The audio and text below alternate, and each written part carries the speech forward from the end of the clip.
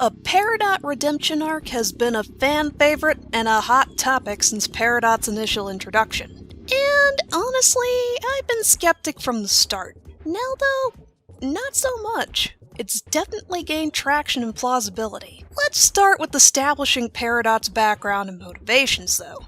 She's a homeworld gem. Homeworld is generally presented as the bad guys. From the kindergarten to the fusion experiments, there's an underlying note of dehumanization, for lack of a better term. A disregard for their own kind as living, sentient beings with rights. Gems are mass-produced. Shards of fallen gems are given new life and merged into Frankenstein monster brand horrors. Notice how Peridot talks about Homeworld's efforts in glowing, gleeful terms. She was assigned to check on the growth and development of the cluster, a huge, planet-destroying gem mutant. If the handship hadn't been destroyed, she would have left Earth with no second thoughts or remorse.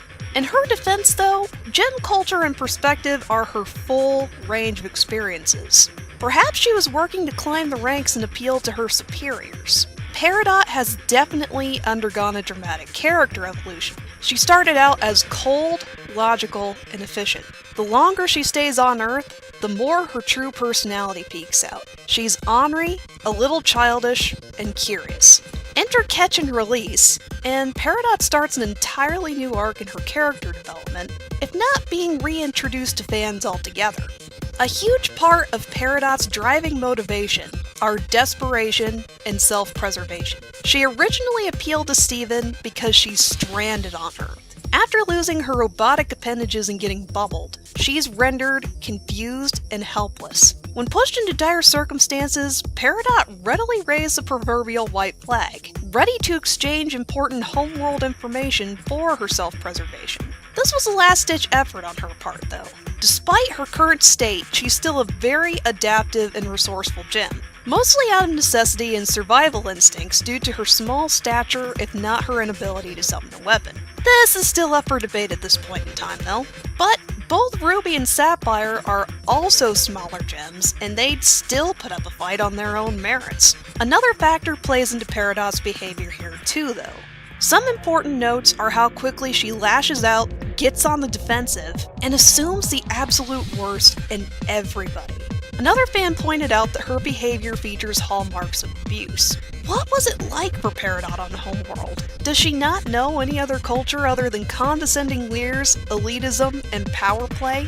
What kinds of conditions and treatment would lead to Peridot depending so heavily on her artificial limbs and showing such a keen interest in finding new weapons? The most intriguing part of Catch and Release, to me anyway, was her interaction with Steven. He's fascinated her from the start, so much so that she adopted the little "nyeh" gesture from him. Here, he steps in as a concerned older sibling figure, reaching out to and appealing to Peridot with ornery childish antics, a warm smile, and an open mind. Steven's approach is exactly why a Peridot redemption arc seems possible. Steven may very well be the first person willing to level, talk to, and relate with Peridot.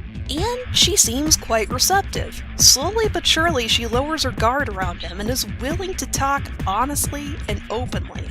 When It Rains builds onto this dramatically. Peridot has definitely formed an affinity towards and kinship with Steven. When she gets scared, she immediately runs towards and holds on to him. He manages to assuage her fears, get her to walk out into the rain, and even convinces her to share important information about the cluster. He is a grounding, reassuring anchor in an uncertain, exotic world that could very well fall apart at any given moment. Because Steven made an effort to work with her, Peridot makes compromises herself. She cuts through her stubborn pride, willingly listens to and parses through Steven's advice, and, most importantly, acquiesces to telling the gems about the cluster despite her reservations. She even finds a brave streak, walking in front of Steven, taking ownership of her actions, and adopting a defensive stance. Something that's incredibly groundbreaking considering her previously established self-serving nature. Along with the redemption arc, though, Peridot is key to some of the questions keeping us up at night, the kind that lead to sitting up ramrod straight, sweating profusely and mind racing. Peridot's perspective and experiences on Homeworld present a new means of exploring, comparing, and contrasting gem culture with Earth culture. Note her casual discussion with Steven about artificially produced gems. One side note here, Peridot, I love you, you precious green space Dorito, but I don't appreciate the Milo brand shutdown of Steven finally explaining how he was made. Damn it, this is a universe-crushing mystery on par with what the Zuko's mom plot thread was. You just don't do that. You just don't sweep something like that under the rug.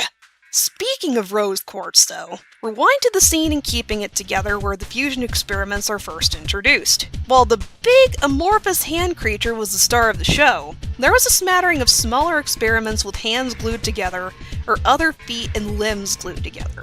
These same dismembered limbs made their initial debut in Secret Team. They were kept in a rose quartz bubble. There's speculation about Rose initially holding a high-ranking or important role in Homeworld's hierarchy or government. She may have been one of the head honchos or just carrying out orders. Regardless, she knew about the cluster and deliberately kept this a secret from the gems. Was she trying to contain and stop the cluster herself, or was she feigning blissful ignorance? What if Peridot did, unintentionally, announce Steven's meaning for existence? He might play a bigger role in stopping the cluster than expected.